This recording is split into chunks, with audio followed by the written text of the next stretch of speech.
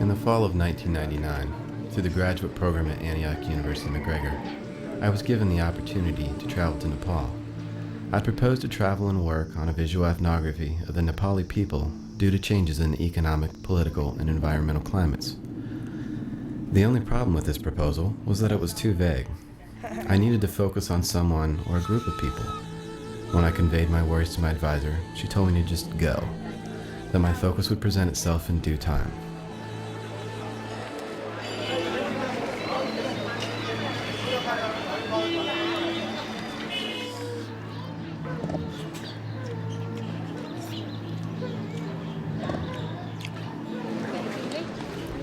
My focus presented itself on the second day I was in Kathmandu. His name is Ramas, and he's one of thousands of homeless children in Nepal.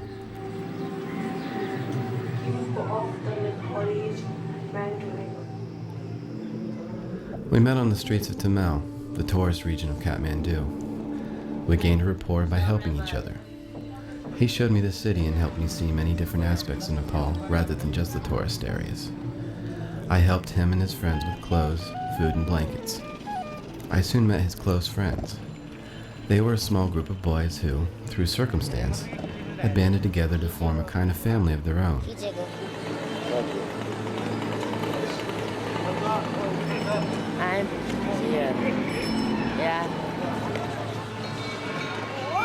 First there was Ramas, the leader of the group. He was small. His growth had been stunted years back by some unknown disease. If there was a guiding hand in the group, it was him. Next came Raju, the clown of the group. He was tall and skinny, a very sensitive young man. Raju was always looking for praise and acceptance through the laughter of his peers. Kumar was the tough guy. If anyone tried to do anything to anyone, he was the one who came in fists first to defend his friends. Ramsaran was everyone's little brother. Everyone looked out for him because he was the youngest. They made sure he got all the essentials first. Arjun was Ramsaran's older brother. He gave balance to the group and would always help to smooth out any differences. Then there was Kishore. Besides Ramas, I felt closest to Kishore because he was the heart of the group, the peacemaker. He would help settle disputes and keep his friends close because they truly are the only family he has.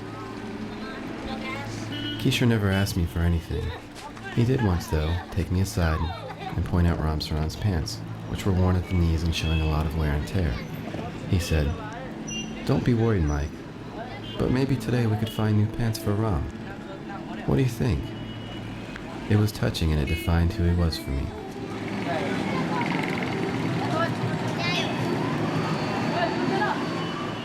Ramas and I grew to be friends. I could see him looking beyond his circumstances into the future. He had dreams and knew there was a long road ahead of him. We talked often, and through these conversations I got to know him fairly well. As we grew close, he explained the details of his life and how he got to be where he was now. His parents divorced when he was about 10. His new mother, as he called her, didn't want children or to be reminded of her husband's former life.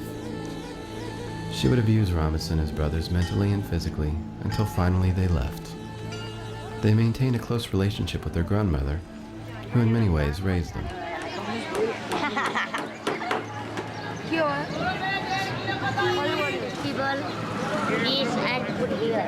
Tika.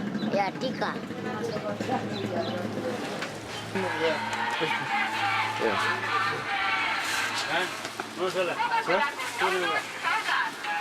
Ramas gave me photos, glimpses into his past. He gave me a photo of himself as a child and a photo of his mother. He understood that I really wanted to know who he and his friends were. He wanted me to view him as more than just some homeless kid.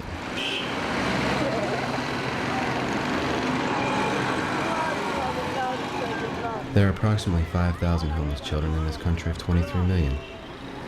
These children are often left to raise themselves without any guidance or supervision.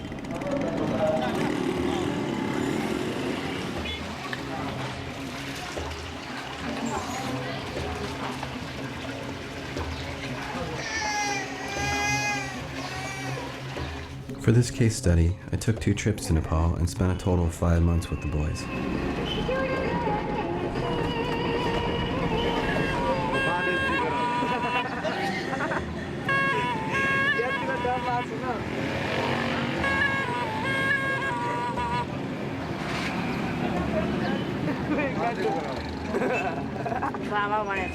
बाबा रातो टिका लगाएर यति बाबा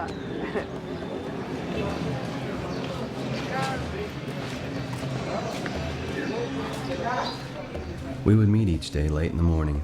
Usually we'd go to a doll-bought restaurant that was hidden down the twists and turns of a long alleyway.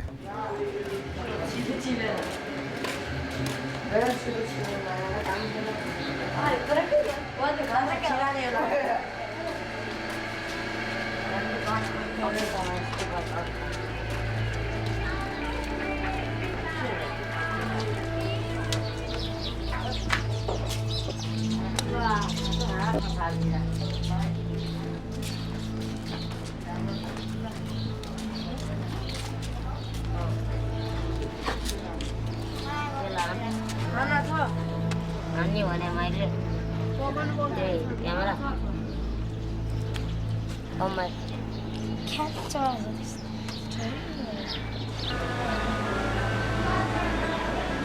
At night we would often go to a small Tibetan restaurant and eat thukpa, a spicy soup with spaghetti noodles, either that or chow mein. It took a while for the boys to get used to the camera.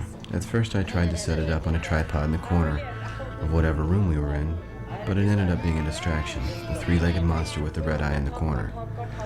Then I tried to film by looking through the viewfinder, but that didn't work either. The camera obscured half my face and also distracted the boys. One of the problems with filming at all was the fact that the boys weren't used to seeing video cameras. The camera held a certain mystery. I dispelled that mystery by turning the view screen towards the children one night. You can see the results here. They were amused and the idea worked. The mystery was gone and eventually the boys hardly even noticed that the camera was around.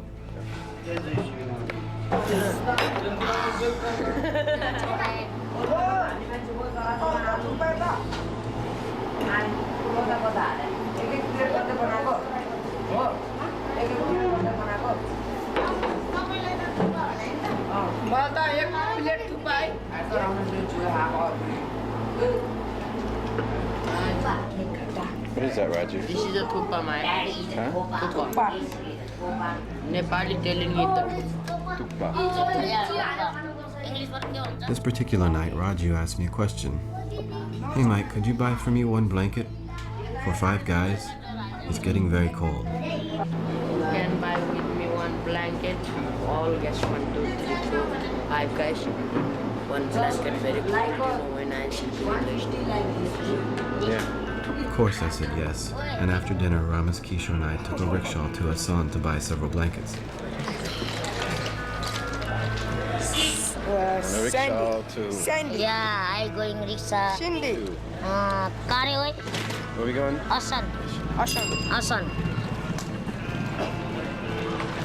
हो भने यहाँ मुली अर्किन्छ सब हुआ एउटा hello